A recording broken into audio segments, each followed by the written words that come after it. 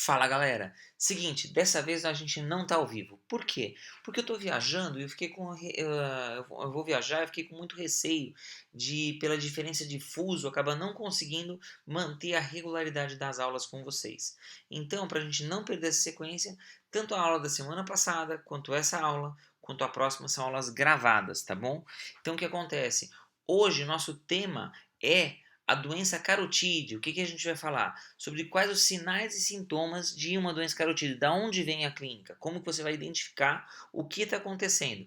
Lembra que apesar de eu estar numa aula gravada, o que a gente faz? Dúvidas, alguma coisa assim, vocês me mandam mensagem pelo Instagram e eu vou estar lá pelo Instagram. Pelo menos a minha esperança é essa, desde que tenha sinal de internet lá no Egito, velho, que senão eu tô fodido.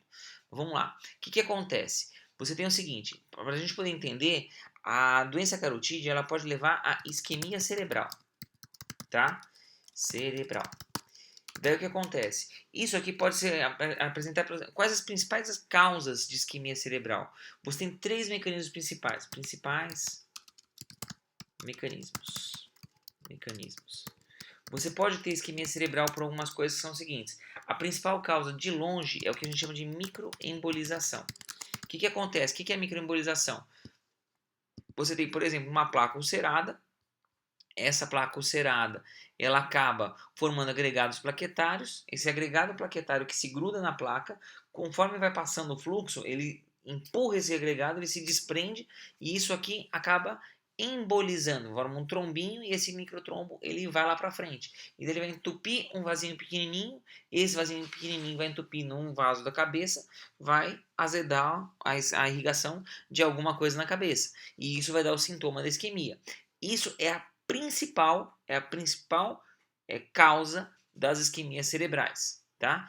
Deus ajuda que mais raramente que podem acontecer outros causas, como por exemplo, vasoespasmos, tá?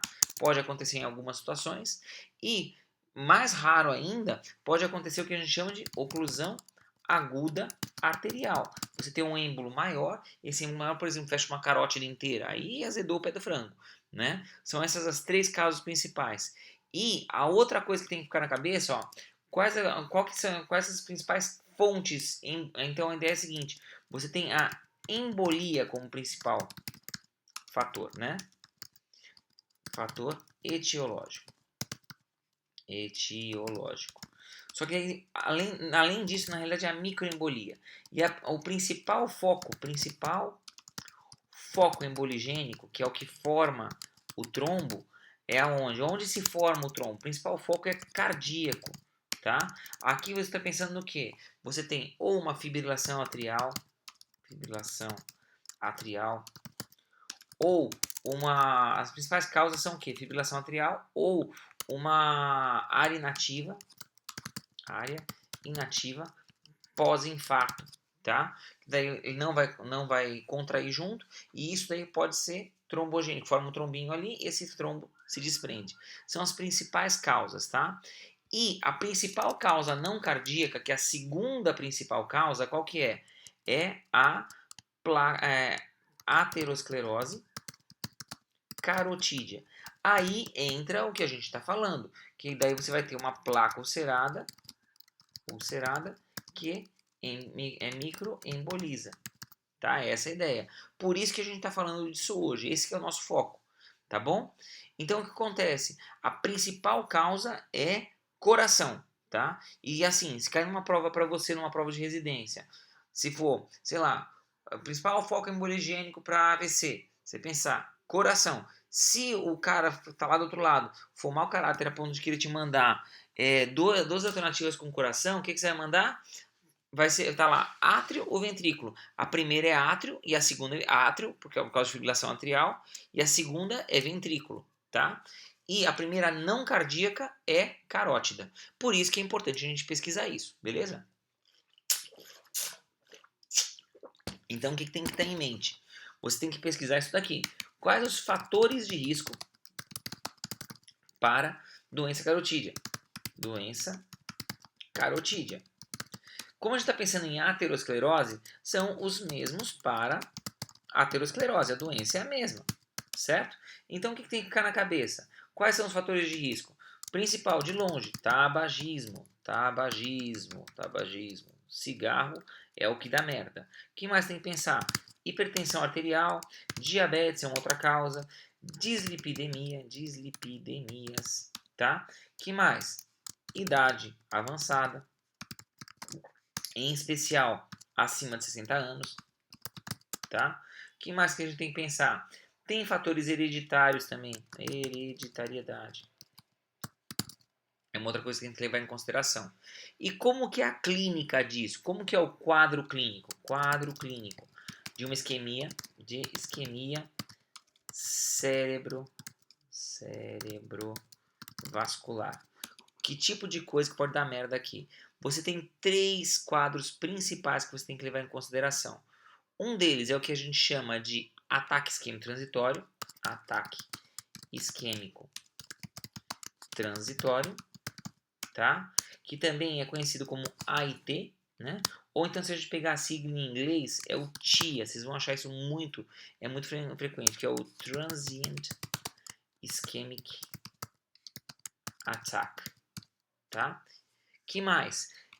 Existe uma outra situação, e na realidade aqui é o que? Você tem um vasoespasmo, na realidade é o seguinte, é mais frequente isso em vasoespasmo, tá? E aí o que acontece? A principal coisa que tem que ficar na cabeça é o seguinte, os sintomas regridem por completo em até 24 horas. Em até 24 horas. Passou 24 horas, sumiu. E outra coisa que tem que ficar na cabeça é o seguinte, sem imagem radiológica de lesão. Seja por tomografia ou por ressonância. Resumindo, é só isquemia, você não necrosa tecido, não perde tecido, não perde miolo. Mais fácil, tá bom?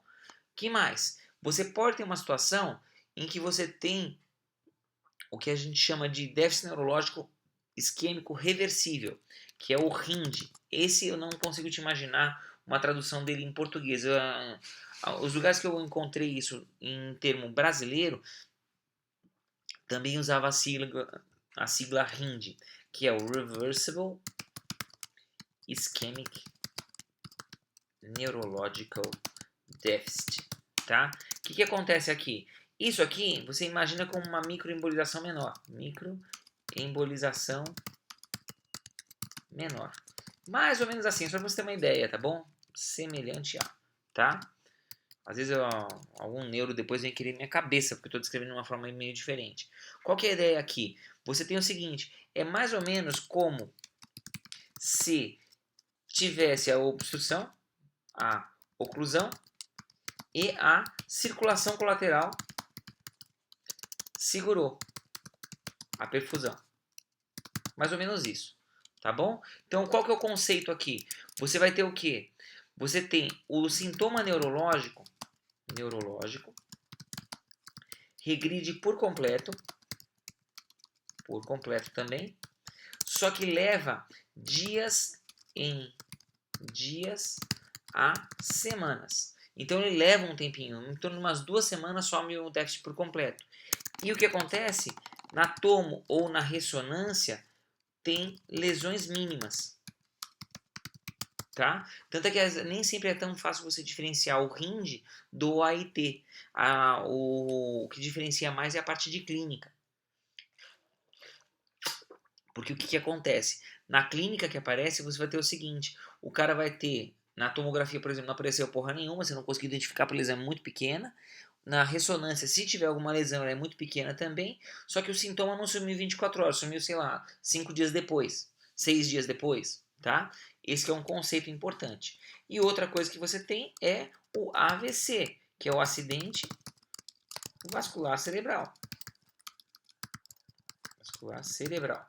Em especial, o que a gente está descrevendo aqui é o AVCI, que é o cerebral isquêmico, tá? Eu não estou comentando nada aqui de AVC hemorrágico. AVC hemorrágico tem outra etiologia. Isso aqui em inglês ele usa o termo stroke, tá? Que é o que? É quando você tem o déficit instalado e tem imagem de isquemia. de lesão definitiva. Alguma coisa ficou, tá? E daí, mas aí, como é que isso daí acontece? De onde isso pode embolizar, tá? Por onde que ele pode embolizar? Da onde vem o sintoma? Como é que é, tá? Por onde isso emboliza, tá? Isso é uma outra coisa que a gente tem que levar em consideração. Para a gente poder entender isso de uma forma melhor, vamos ver rapidão. A gente tem que imaginar como é que é a circulação cerebral. Aí entra uma coisa que o pessoal geralmente entra em pânico na época que vai estudar na época do primeiro ano de faculdade, que é o polígono de Willis. Polígono de Willis. Só que aí a gente Willis, que é o quê? Como que é a irrigação do cérebro? Então o que a gente tem na cabeça é o seguinte, ó. Vamos pegar a nossa imagenzinha do polígono de Willis. Pans. O que tem que ficar na cabeça, ó? Lá do miolo, do tórax, saiu do coração. Do coração, pera, deixa eu aumentar um pouco mais essa imagem, que essa aqui ficou pequena. Pans. Você tem o seguinte, galera. Arco da aorta. Do arco da aorta, na maior parte das situações, você tem o seguinte. Sai as coronárias aqui embaixo, o tronco braquicefálico venoso. Nessa imagem aqui, o cara está de frente pra gente. Então aqui é a subclávia do lado direito, apesar de estar à esquerda. Aqui está a carótida comum direita. Passou um pouquinho, carótida comum esquerda.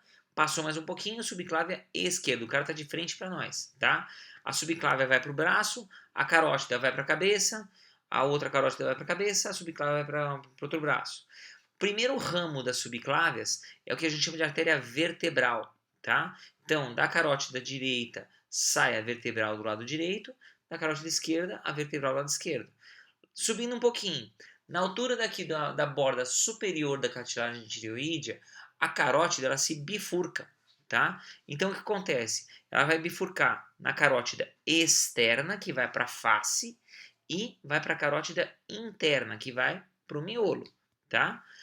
Enquanto isso, as vertebrais elas vêm por trás, dentro no forame transverso da, das vértebras cervicais.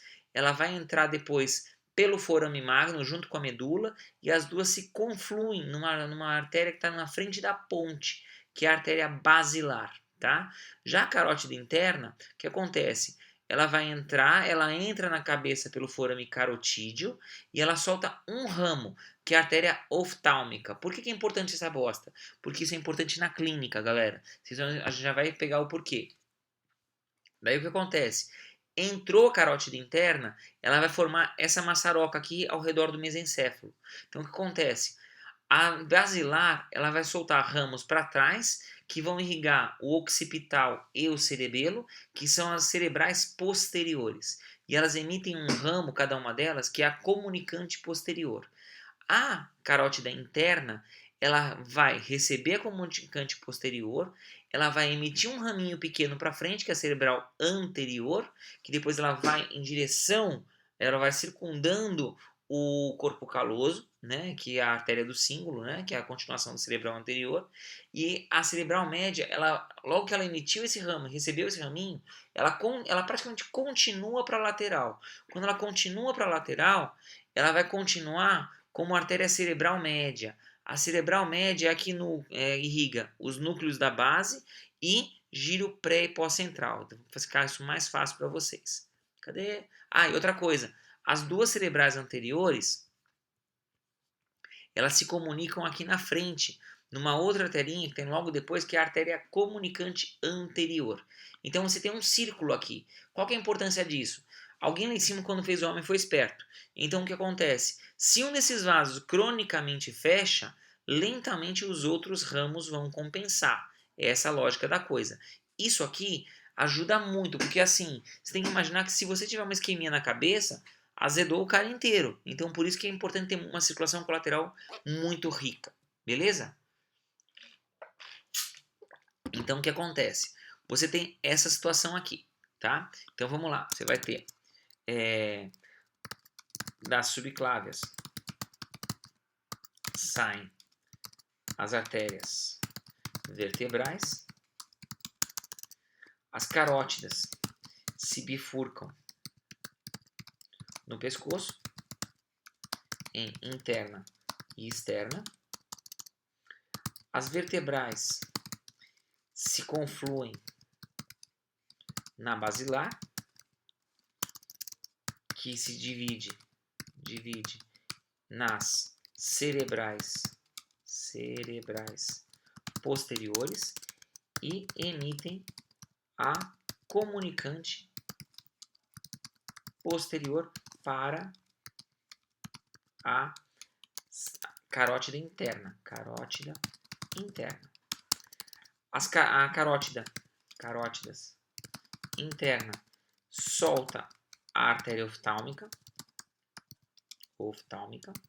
que vai para o olho, óbvio. Continua para dentro da cabeça.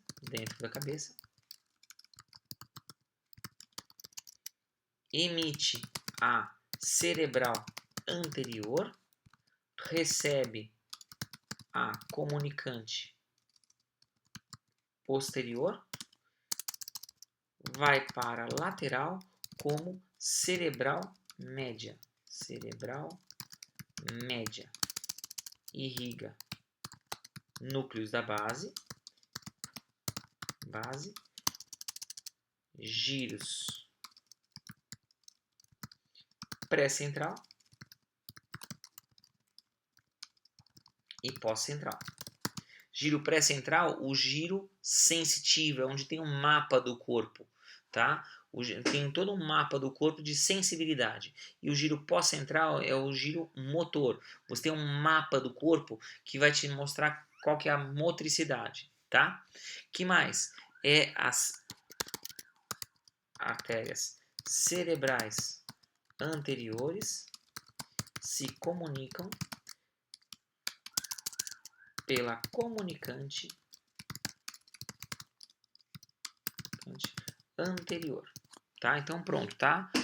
Mais ou menos escritinho aqui rapidão, a irrigação cerebral, tá bom? Então, para ficar mais fácil aqui, galera, então o que a gente tem que ficar na cabeça? Como a gente está pensando em microembolização, vai ter que sair um coágulozinho que vai passar por esse sistema, esse trajeto todo aqui, e dependendo do lugar onde for parar, entupir o negócio, vai mudar o sintoma, né?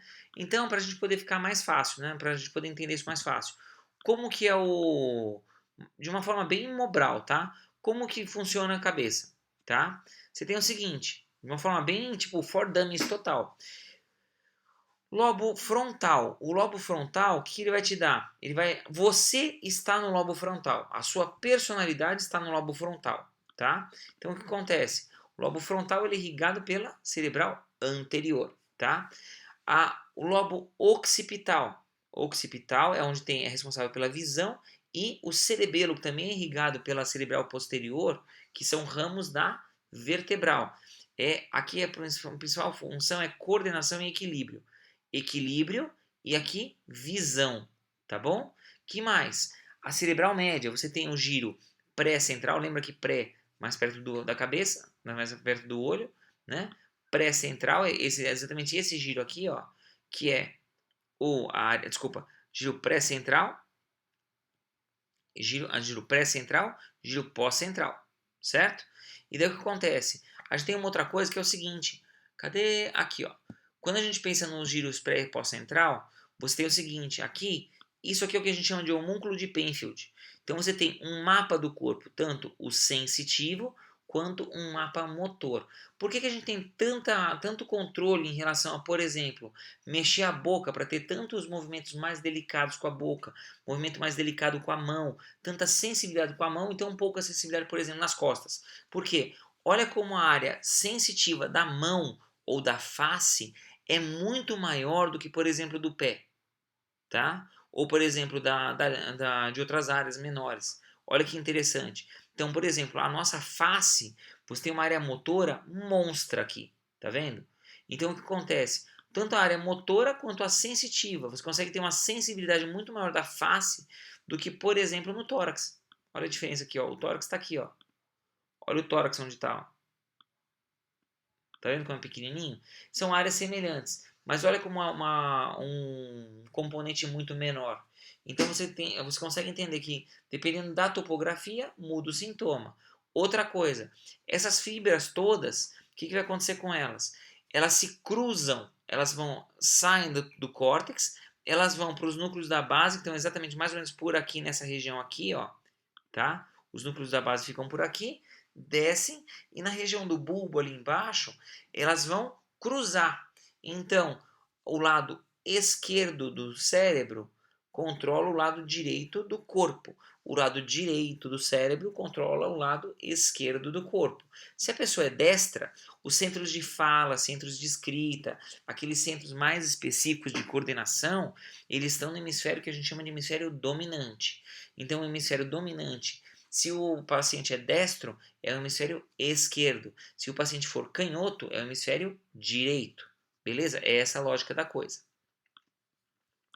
Beleza, galera? Então, homúnculo, então, funções das áreas do cérebro. Cérebro. De forma bem geral. Bem geral. Bem geral. Então, assim, occipital barra cerebelo. Então, aqui, ó.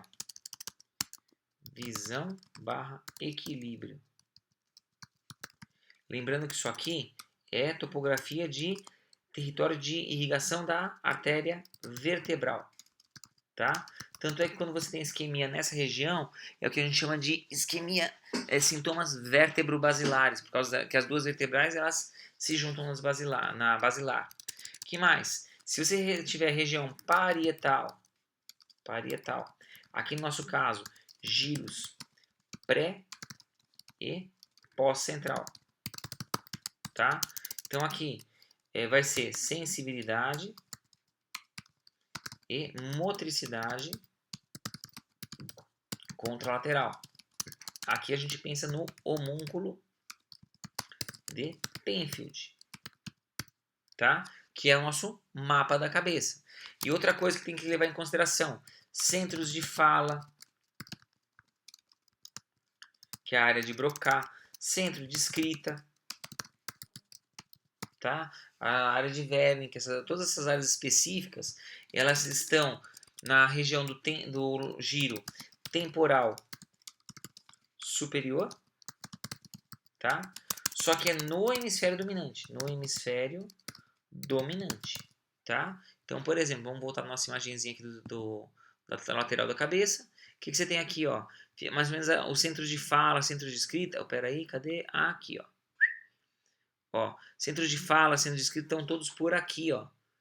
Bem nessa regiãozinha aqui do temporal superior, na região daqui do parietal. Então, o que acontece? Se o cara tem uma isquemia na região da cerebral média, que é por aqui, o que vai acontecer? O cara vai ter uma isquemia nessa região e isquemia na região. Se for no hemisfério dominante, o cara vai ter alteração de fala. Ele vai ter o que a gente chama de disartria. Ele pode conseguir não conseguir, ele pode ter dislalia, ele pode entender o que ele está falando, só que na hora dele falar, ele não consegue falar, porque a área de fala foi zoada por isquemia. Ele pode ter, por exemplo, alteração cognitiva por causa disso, beleza? Se você tiver uma isquemia da região anterior, ele vai levar a transtornos de personalidade. É essa a lógica da coisa. Então, o que acontece? Outro conceito que é importante é que você tem o cruzamento das fibras na topografia do bulbo. Então, por isso, isquemia. O hemisfério, melhor ainda, o hemisfério direito controla o lado esquerdo e vice-versa, tá? Então, hemisfério dominante é o contralateral, tá? Então, por isso, paciente, pessoa destra que usa a mão direita tem o hemisfério esquerdo dominante. Por causa disso, essa é a lógica da coisa. Então, o cara que é canhoto, que é o que usa a mão esquerda, tá? Tem o hemisfério direito dominante. tá? Essa é a lógica. Ah, mas e quanto ao cara que é ambidestro, essas coisas? Não é bem que o cara é ambidestro. Uma coisa que é muito comum é o seguinte, é cultural isso. Tem muitas pessoas que às vezes tem uma situação que é o seguinte, a família às vezes tem dificuldade de identificar a pessoa que é canhota. Então o que acontece? A pessoa acaba treinando muito o membro não dominante a fazer atividades. Então muita pessoa que é ambidestra, ela é o quê? É um canhoto que treinou por vários anos a escrever com a mão direita. É muito comum isso. Não exatamente comum. Em média, cerca de 10% da população normal é canhota, tá? Isso é importante a gente saber. Beleza, galera? Tá tranquilo? Então, o que acontece? Cadê? Occipital, parietal. Que mais que é importante a gente saber? Frontal. Frontal é relacionado à personalidade. Tá? A gente está no frontal. É mais ou menos esse o conceito. Tá bom? Então, o que acontece? O que você consegue tirar de história num cara que tem uma microembolização na cabeça? Tá? Vai depender do quadro clínico, certo? Então, assim, como é que é o quadro clínico de uma microembolização cerebral, tá? Se for pela carótida, levando em conta que a carótida ela continua como cerebral média. Então o que vai acontecer? Você vai ter lesão na região do homúnculo de Penfield. Então o cara vai ter o quê? Ele vai ter hemiparesia ou por quê? Não porque ele pegou o córtex inteiro, mas porque as fibras daqui elas saem daqui e vão para os núcleos da base, estão aqui no meio, tá? Na região dos núcleos dos ramos lentículos estriados. Então o que acontece? O cara vai ter um déficit motor. Então você vai ter o quê? Você pode ter, claro, dependendo do tempo também, se vai ser um ataque isquêmico transitório, se for um RIND ou se for um AVC. Qual vai ser o sintoma do cara? Qual que são os sintomas de isquemia carotídea? Você vai ter déficit contralateral, tá? Aqui entra a hemiparesia ou parestesia contralateral, certo? Contralateral lesão. Que mais? Você vai ter o quê? Se você tiver uma estenose, o fechamento do vaso, vamos pegar a nossa imagenzinha, nossa placa aqui de novo. Lembra que tem a nossa plaquinha. Vamos deixar a plaquinha de lado para ficar mais fácil. Nossa, ficou estranho. Aqui, ó. Não, para cá. Para fazer o fluxo vir nessa direção. Você tem o seguinte, ó. O fluxo está vindo para cá, diminuiu o tamanho do vaso. Então, isso aqui leva a um turbilhonamento. Esse turbilhonamento pode dar o quê? Ele pode dar uma sensação tátil de frêmito, tá? Se sente tremer. Ou, quando você coloca um estetoscópio, você pode auscultar um sopro. Isso que a gente chama de sopro carotídeo, tá? Então, você pode ter o quê? No exame físico, você pode ter sopro carotídeo. Isso aqui é importante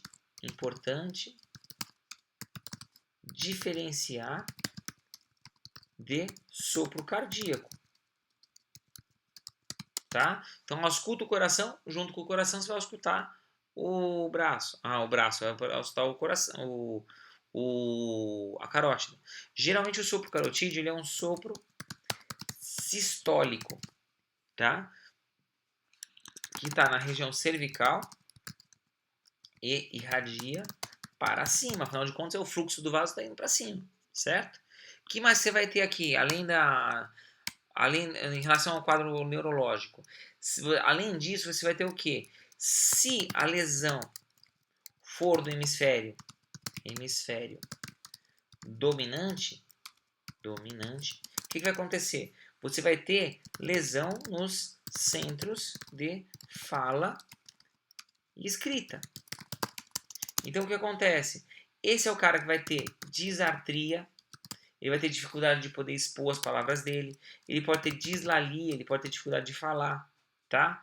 Ele pode ter alterações cognitivas por causa disso, ele pode perder coordenação motora, é daí que vai ter isso, tá? O que mais que esse cara vai ter?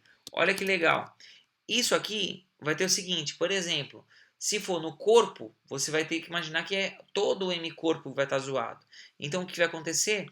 Na face, como é que fica? Na face, você pode ter você pode ter lesão do facial e você pode ter lesão também da inervação da boca. Se você tem, por exemplo, todo o hemicorpo do lado direito zoou, o que vai acontecer? O músculo que puxa a boca, ele mantém um tônus. Os dois estão num cabo de guerra aqui para segurar a boca no lugar. Se um deles afrouxa, a lesão está do lado direito, o que vai acontecer? A boca vai para o outro lado. Por quê? Porque ele vai ter desvio da rima, tá? É daí que vem o desvio da rima. Desvia a rima, a boca, tá? Para o lado normal. Por quê? Porque o lado normal mantém o tônus, tônus da, peraí, deixa eu ligar aqui a câmera, aqui. Ele mantém o tônus da musculatura da face, tá? Outra coisa que é importante, você pode ter o quê? Além do desvio da rima, você pode ter ptose palpebral também, tá? Então o cara vai ter, desvia a boca e ele vai ter ptose, tá? Outra coisa que acontece, quando você tem uma lesão do nervo facial que for central, isso é um conceito importante também, lesões de nervo facial centrais, alguém lá em cima, quando fez o homem, foi esperto. Então, o que ele fez? Eles tendem a poupar a visão. Então, quando você tem uma lesão central, ele preserva o tônus daqui da face, da fronte. Então, ele não continua, por exemplo, conseguindo mexer a sobrancelha. Tá? É diferente de uma lesão por um trauma que seccionou aqui. Ou quando você tem uma paralisia de Bell, por exemplo. Você tem uma paralisia temporária do nervo, que daí ela lesa tanto, o paciente perde ai, fugiu o nome agora. Ele não consegue mais mexer o levantador daqui do supercílio, tá? Então o que acontece? Você tem esse quadro que consegue diferenciar. Só que aí tem uma outra coisa. Tem um outro fator também que mais está relacionado com a anatomia. Qual que é o ramo que a carótida interna tem que está fora do polígono? A artéria oftálmica. Então, se você tem, por exemplo, aqui a gente está falando, se você tem uma isquemia de um lado, você pode ter o quê? Você pode ter isquemia retiniana. Essa isquemia da retina é por microembolização da artéria oftálmica. Então o que acontece? Isso aí dá o quê? Cegueira temporária. Tá? Isso aí é um termo bonito para ele chamar amaurose fugax. Tá? O cara chega assim, olha, isso aqui é de que lado? Do lado da lesão, porque afinal de contas não tem nada a ver com inervação que vai cruzar. É a carótida, sei lá, a carótida esquerda que está embolizando pro olho esquerdo e pro lado de cima da cabeça, lado esquerdo, que vai pro lado direito. Então o que acontece? Vai ser ipsilateral a lesão, certo? Então qual que é o quadro? Bem fácil de imaginar. Vamos pensar, por exemplo, um ataque isquêmico transitório, tá? No hemisfério esquerdo em um paciente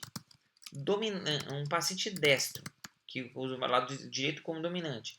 O cara pode ter o quê? Ele pode ter uma hemiparesia,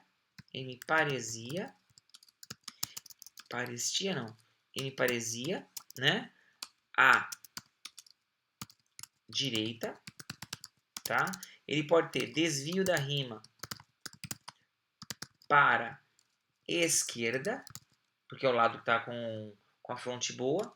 Como é o lado dominante, ele pode ter disartria, pode ter dificuldade de elaborar palavras para poder conversar. Ele pode ter dislalia, ele pode não conseguir falar, tá?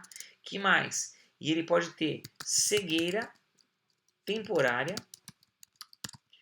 do olho esquerdo. É essa a lógica da coisa, é daí que vem o sintoma. Beleza? É daí que vem a coisa, tá? E aí, como é que você faz o diagnóstico dessa porcaria, gente? Como que você faz o diagnóstico? Então, a partir daqui a gente já consegue entender da onde vem o sintoma dessa porra toda. O que acontece? o cara tem a microembolização, essa microembolização passou pelo vaso que você está conseguindo imaginar e foi, certo? Aqui, ó, nesse caso aqui, ó, em território carotídeo, tá? Se for, vamos lá, outra coisa, antes da gente partir para o diagnóstico. Se você tiver, vamos pensar num AIT no hemisfério, independente do hemisfério, em território vértebro basilar, tá? Por que tanto faz o lado? Porque afinal de contas, independente do lado, as duas vertebrais vão se juntar na basilar, então pode dar o sintoma bilateral. O que esse cara vai ter? Ele vai ter o que a gente chama de síndrome vértebro-basilar. Pô, que merda, o que é isso? Basilar. O que ele vai ter é o seguinte, ele pode ter quadrantopsias,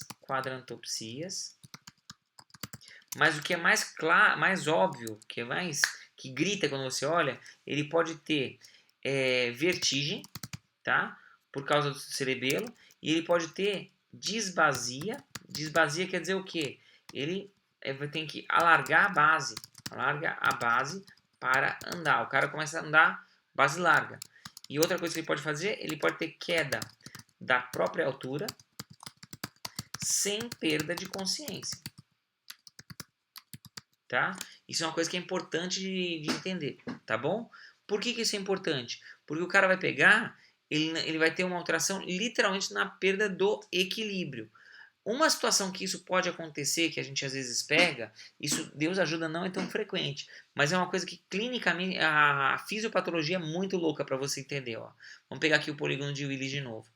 Vamos supor que o nosso paciente tá aqui, olha que legal. Ó. O que irriga a parte posterior está aqui, ó, certo? O sistema basilar, aqui a basilar e as duas vertebrais, porque ela está vindo pelas cerebrais posteriores, certo? E isso aqui, ele vem depois da origem da subclávia. Vamos supor que aqui você tem uma oclusão, vamos supor da carótida da subclávia esquerda, está fechada aqui, ó, tá? Então o que acontece? Isso aqui, para chegar o sangue no braço esquerdo, ele tem que chegar por onde? Por ramos colaterais. Para ele chegar por ramos colaterais, o que está acontecendo? Numa situação que você vai precisar de mais exercício, sei lá, pensa numa vovozinha que vai, sei lá, colocar, estender roupa, vai pentear cabelo, vai fazer alguma coisa que ela precisa mexer muito o braço. Em precisando de uma circulação colateral maior, o que pode acontecer? Você tem uma circulação colateral muito exuberante aqui. Se você tiver uma inversão de fluxo da artéria vertebral para poder perfundir o braço, o que vai acontecer? Isso aqui vai puxar sangue da cabeça e levando para o braço. Isso aqui vai levar ao quê? Vai levar a uma isquemia do território cerebral posterior. Então você vai ter o quê? Você vai ter uma síndrome vértebro-basilar, secundária não uma lesão dentro da cabeça, mas a uma lesão na subclávia, porque ela vai estar fechada aqui, tá? Como é que você trata essa porra? Ou você pode pegar, que é o que a gente faz mais hoje, é você entrar, às vezes pelo próprio braço, ou às vezes pela femoral, você abre aqui com um stent, tá? Outra opção, Deus ajuda que a gente faz pouco isso hoje, porque existe tratamento endovascular. Você pode fazer uma transposição da vertebral para carótida.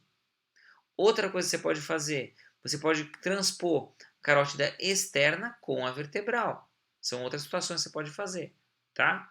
É que isso daqui está muito esquemático, mas isso aqui fica muito perto dessa origem. Então você pode fazer um acesso único aqui embaixo e você tira essa partezinha aqui e você implanta ela aqui, ó. E desse jeito você consegue ter um acesso legal para poder fazer isso. Geralmente a gente faz isso bem perto aqui logo no acesso supraclavicular. Cadê aqui minha câmera? Aqui. Você faz um acesso logo aqui em cima, ó. Tá? Por aqui, ó, logo lateral aqui, ó. Tá? É um acesso meio difícil de fazer, mas é possível, tá bom? Isso daí é o que a gente chama de síndrome do roubo da subclávia, tá? Beleza, galera? Então, a partir daqui você já consegue imaginar como é que é o quadro. Então, aqui, ó, território vértebro-basilar. Você pode ter isso aqui, por exemplo, situações em que isso pode ocorrer. Pode ocorrer. Você pode ter estenoses na origem da vertebral. É bem raro isso dar sintoma desse tipo. Ou então, oclusão ou estenose significativa na origem da subclávia, da artéria subclávia. Subclávia. Por quê? Porque vai inverter o fluxo da vertebral. Vertebral roubando o fluxo. Tirando de cima. Tirando de cima. Tá? Isso aqui é o que a gente chama de síndrome do roubo da subclávia. Tá? Beleza, galera? Você fez a suspeita diagnóstica disso daqui. Como é que você vai fazer o diagnóstico dessa jossa? Você está pensando num quadro desse. O paciente teve um AIT, teve uma coisa. Da onde você vai fazer? Na suspeita clínica, você tem que fazer um exame não invasivo. Você vai fazer um exame que a gente chama de screening. E aí o que você pode fazer? Você pode pedir um ultrassom Doppler colorido de carótidas e artérias vertebrais. Você vai avaliar toda a circulação cerebral. É essa a lógica. O Doppler é um exame excelente, é um exame pouco invasivo, ele é muito bom para isso. Qual que é o problema do Doppler? O Doppler é um exame que ele é operador dependente. Se tem um cara bom para fazer o exame, ele vai te dar um laudo fantástico. Tem muita gente que às vezes opera a carótida baseada só no Doppler. Só que o problema é o seguinte, se tiver um macaco fazendo o exame, vai sair um resultado ruim. Então, você tem que confiar muito no cara que faz, tá? Isso é importante fazer. Porque, assim, dependendo do lugar onde você está, às vezes é difícil de ter isso, tá? Se você tem, só que o problema é o seguinte, a sensibilidade e especificidade do Doppler, às vezes não é tão grande, ainda mais para ser um exame operador dependente. Se a lesão for significativa,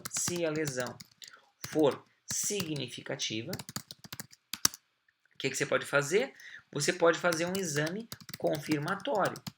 E qual que é o exame confirmatório que você vai fazer? Você pode fazer uma angiotomografia de tórax cervical e intracraniano. Por quê? Porque a partir daqui você consegue ver de forma objetiva, avalia de forma objetiva, você consegue avaliar toda a irrigação cerebral, tá? Essa é a lógica da coisa, beleza?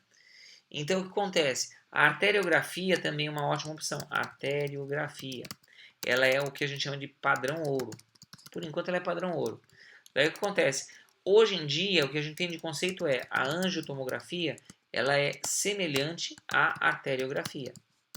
Tem algumas situações que a artéria ela é mais interessante, porque a artéria ela é o quê? Ela é um exame dinâmico. Então ela vai te mostrar por onde está sendo feita a perfusão. Se você tiver, por exemplo, um roubo de subclávia, a angiotomo vai te mostrar a oclusão e vai mostrar tudo pacificado. Não necessariamente vai mostrar a inversão de fluxo, coisa que a artéria mostra. Outra coisa que a artéria vai te dar de diferente é a parenquimografia, porque você vai jogar contraste de um lado e você vai ver quanto por cento do miolo do outro lado vai estar sendo perfundido.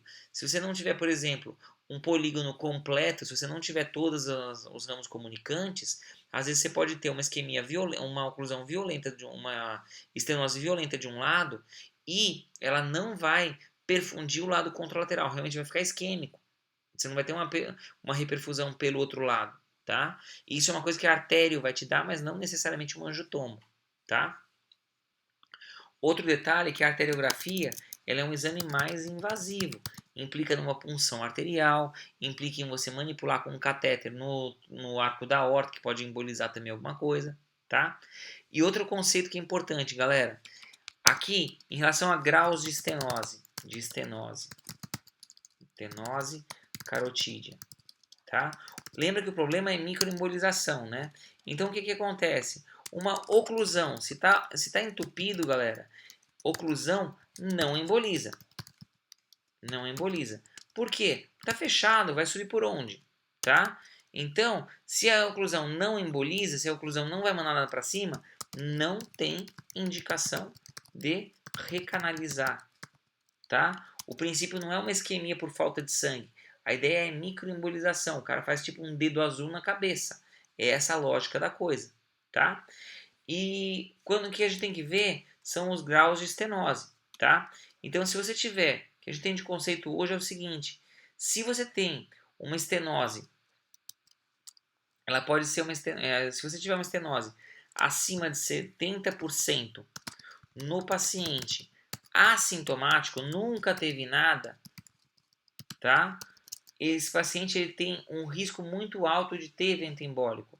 Ele tem indicação cirúrgica, tá?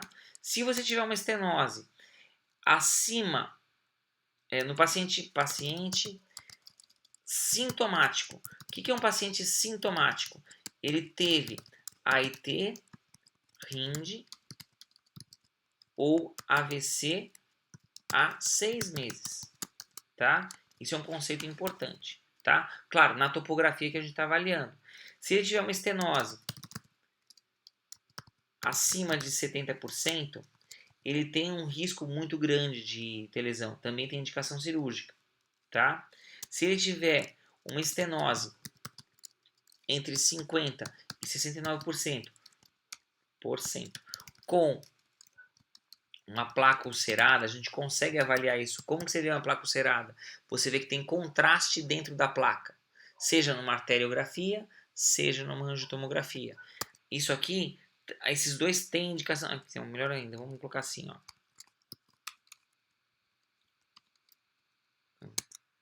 De indicação cirúrgica. Então, o que você vai ter? Paciente assintomático. Cadê? Aqui, ó. Paciente assintomático. Estenose maior que 70%. Paciente sintomático, tá? O que acontece? Estão acima de 70, todos eles. E assim, isso aqui é uma das coisas que mais tem estudo. O que a gente tem? Tem um monte de conceito com um estudo com uma população gigante. Então o que a gente sabe é, hoje, se você pegar um paciente assintomático, que tem uma estenose acima de 70, de baixo risco, o que você vai ver é o seguinte, esse cara tem um NNT, um número necessário para tratar. Quantos pacientes a gente tem que operar a carótida para evitar um AVC hemisférico no cara? Se você operar 17 pacientes, você evita um AVC hemisférico. No paciente sintomático, que tem uma estenose acima de 70, o seu NNT, vamos deixar isso mais fácil aqui, ó. O NNT, o número de pacientes necessários para tratar, para você evitar, gira entre 7 e 8 pacientes. Operando 7 pacientes, você evita um AVC em um ano, tá? Se você tem uma placa ulcerada com uma estenose acima de 50% sintomática, o NNT é de 15, vale a pena operar, tá? Em relação a operar, não necessariamente é aberto. E a cirurgia, ela pode ser aberta, que pode ser uma, aqui ó, cadê? Aqui ó, cirurgia aberta, você pode abrir a carótida, você isola a carótida comum, a externa, aqui está a tireoide superior, e a carótida interna. Abre aqui com uma lâmina e tira a placa, tá? Eu vou tirar daqui antes que o YouTube me arranque daqui. Outra opção é você fazer por via endovascular. Você passa um fio guia por dentro da estenose, solta você coloca um filtro para você evitar que quando você for esmagar essa placa, a sujeira vá lá para cima toda. Coloca um filtro, coloca algum outro sistema de proteção cerebral, coloca um stent para não deixar isso aqui microembolizar depois, tá? Geralmente essa imagem aqui ela está conceitualmente errada, porque o stent ele tem que ficar na interna e na comum, tá? Hoje o que a gente tem de conceito é o seguinte, você pode ter com cirurgia aberta ou angioplastia da carótida por via endovascular. A cirurgia aberta é o que? É a endarterectomia. Endarterectomia. Tá? Então o que acontece? Hoje o conceito é que ele é não inferior, um é não inferior ao outro. Não inferioridade. Quando que tem diferença? No paciente acima de 80 anos, octogenário, o que acontece?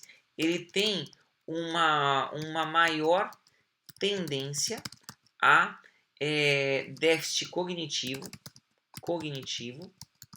com microembolizações menores. Microembolizações menores. Traduzindo isso, se você fizer uma angioplastia, se você chega lá e esmagar a placa, por mais que você tenha sistema de proteção, então a cirurgia aberta ela é superior à endovascular. Parece um contrassenso, mas é essa a lógica. Se você chegar e você fizer uma angioplastia no paciente que tem uma estenose carotídea acima de 80 anos, esse cara vai ter mais déficit cognitivo do que o cara que fez uma cirurgia aberta, porque o clamp não vai embolizar nada. Você fechou o fluxo. É diferente de você colocar um filtro, entendeu? É essa a lógica.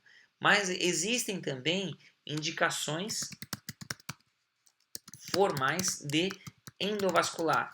Quando que você vai fazer obrigatoriamente cirurgia por via endovascular? Primeira coisa, tem 4 indicações principais. Quadro clínico. O cara não tem como ser anestesiado. Simplesmente não dá para fazer. Gente, não dá para anestesiar o maluco. Tá? O cara não permite. Ou, por exemplo, a bifurcação é muito alta. Muito alta. Pode ser, por exemplo, atrás da mandíbula. Dá para fazer via aberta? Até dá, mas você tem que luxar a mandíbula para fazer isso. Você tem que tirar ela do lugar. E isso dá ruim. Fazer por via endovascular é muito mais confortável. Que mais? Tem um conceito que a gente chama de pescoço hostil. Tá? O que é pescoço hostil? O cara, sei lá, a via de acesso é muito complicado. Tá? Por exemplo, vamos supor acesso complexo. Tá? Por exemplo, vamos supor que esse cara, isso acontece por tabagismo, né? Vamos supor, pós-radioterapia. Por exemplo, o cara fez, vamos supor que ele fez uma PO tardio de um retalho por neoplasia cervical. O cara rodou o peitoral para cima. Para você chegar nesse daí, você tem que arrancar o enxerto do retalho da frente. Aí fudeu, você não vai conseguir mexer. Outra situação é quando você tem reestenose carotídea. O que é isso? Quando você tirou uma placa já por via aberta ou por qualquer forma e fechou de novo. Na hora de você tirar, você não vai ter plano de clivagem. Em não tendo plano de clivagem, vai ficar ruim, porque isso aqui precisaria fazer um enxerto arterial. E isso é uma coisa que aumenta muito a complexidade, tá? Isso aumenta muito o risco cerebral para esse cara, tá bom? Beleza, galera? Então, a partir daqui a gente já falou um pouquinho de tudo, tá? Para vocês terem uma ideia do quanto isso muda, ó, isso aqui é de um artigo de pacientes que tem... É do NACIT. Isso aqui é um estudo clássico, tá? Para vocês terem uma ideia da diferença, do quanto muda, tá bom? Pacientes com aqui eles compararam cirurgia, tá? Em pacientes com estenose abaixo de 30%. Olha como a curva de mortalidade é em 10 anos. Olha como a curva de mortalidade é igual. Não vale a pena se operar um cara com estenose abaixo de 30%. Isso aqui é década de 90, tá, galera? Isso aqui foi publicado, se eu não me engano, em 95. Estenose abaixo de 30% não vale a pena operar, porque o tratamento clínico é igual ao tratamento cirúrgico. Tratamento clínico, eu tinha esquecido de colocar, tá bom? Quando que é o tratamento clínico? Cadê? Peraí. Tratamento clínico, que é a parte mais importante para vocês, né, galera? O que você tem que fazer? Você tem que estabilizar a placa, tá? E evitar a progressão da mesma. Como que a gente faz isso? Primeira coisa que a gente faz, você tem que controlar os fatores de risco. O que é isso? Não fumar, tá? Não fumar. O que mais tem que fazer? Controle da dislipidemia. Você tem que ter controle dietético.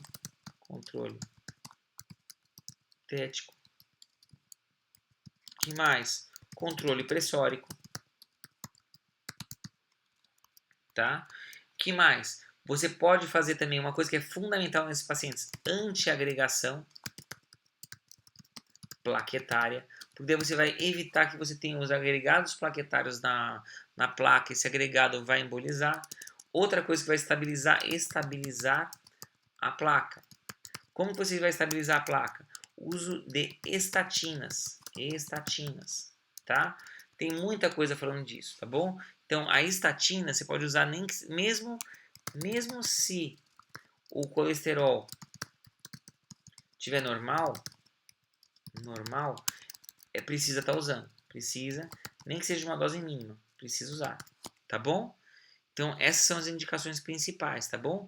Então, o que você vai precisar? Aqui, antiagregação, você pode usar o AS infantil, 100 miligramas, tá? Um comprimido, tomar um comprimido uma vez ao dia, tá? Outra coisa que a gente usa, por exemplo, que a gente tem no SUS com facilidade, a simvastatina, tá? Você pode começar com 20 miligramas, o ideal seria a partir de 40, tá bom? Lembra que o metabolismo do colesterol o cortisol ele aumenta de manhã, então é muito importante você usar a dose noturna. Então, tomar um comprimido à noite, por isso que é à noite isso daqui, por causa do metabolismo dos colesteróis. Se você aumentar em relação ao risco, né? Se você pegar e comparar tratamento clínico numa paciente que tem estenose 30 e 50, olha como o grau de estenose também não muda, ó. Taxa de mortalidade de 10 anos é igualzinho, tá bom? Ó, 30 e 50, aqui você tem 20 e 30, tá? Olha que interessante aqui, ó. 20 e 30, a taxa não muda, não tem diferença significativa em 10 anos de segmento. 30 e 50 também não muda merda nenhuma, tá? Pacientes sintomáticos. Se a gente pegar 50 a 69, olha que interessante, começa a mudar. Tá vendo que tem aqui alguma coisa? Só que nesse estudo não teve diferença significativa ainda, aqui eles estavam na dúvida. Depois, quando saíram os estudos de morfologia de placa, começou a ser mais indicada a cirurgia nesses casos. E olha como a coisa grita quando a estenose acima de 70. Aqui, o cara vai ter um AVC, um IAM, um óbito em um ano, tá bom? Olha que interessante. A diferença aqui é gritante. Esse cara tem que ser operado, tá? Beleza, galera? Então, a partir daqui a gente já falou um pouquinho de tudo. Então, vamos lá. Aqui a gente já falou um pouquinho sobre da onde vêm os sintomas, como que ocorre, por que acontecem os sintomas para você saber identificar, como você pesquisa isso e uma noção básica de como que a gente investiga isso daí e como trata. E principalmente, se você tiver uma estenose acima de 50%, já encaminha para o vascular. Beleza? Para ele saber como dar a conduta no seu caso. Beleza? Qualquer dúvida, qualquer coisa, manda pelo Instagram. Tamo junto. Falou!